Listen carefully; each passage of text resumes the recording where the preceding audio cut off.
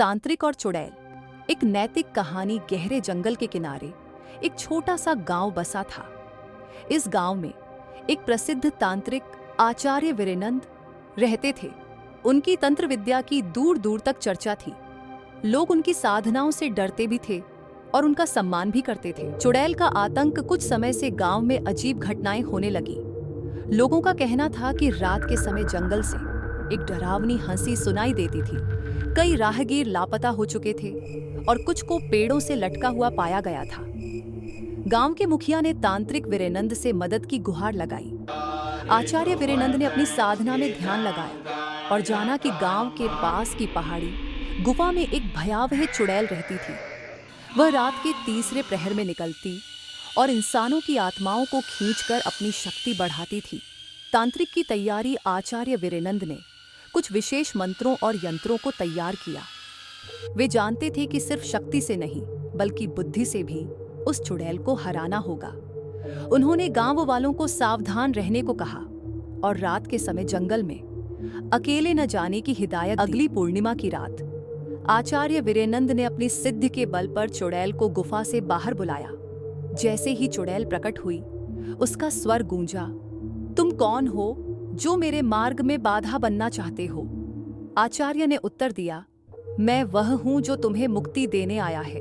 तुम अकारण निर्दोषों की हत्या कर रही हो, ये ठीक नहीं है। चुड़ैल जोर जोर से हंसने लगी। मुक्ति? मैं तो अमर हूं, मेरी शक्ति का कोई अंत नहीं। आचार्य ने शांत स्वर में कहा, हर आत्मा का अंत होता है, तुम्हारा भी। यदि तुम अब भी बुराई का मार्ग छोड़ दोगी तो तुम्हें सद्गति प्राप्त होगी। पर चुड़ैल का अहंकार कम नहीं हुआ। उसने अपनी पूरी शक्ति से आचार्य पर हमला कर दिया। जैसे ही उन्होंने महाकाली मंत्र का जाप किया, चुड़ैल दर्द से चिल्लाने लगी। उसकी शक्ति कमजोर पड़ने लगी। उसने बचने की बहुत कोशिश की, पर आचार्य ने उसे एक अग्नि यंत्र में कैद कर लिया। चुड़ैल की सच्चाई तांत्रिक ने अपनी दिव्य दृष्टि से देखा कि यह चुड़ैल कभी एक अबला स्त्री रूपा थी, जिसे इसी गांव के कुछ दुष्ट लोगों ने मारकर गुफा में फेंक दिया था। अपमान और पीड़ा के कारण उसकी आत्मा बदला लेने के लिए चुड़ैल बन गई। आचार्य ने अपने तपोबल से उसकी आत्मा को शांत किया और उद्धार कर दिया।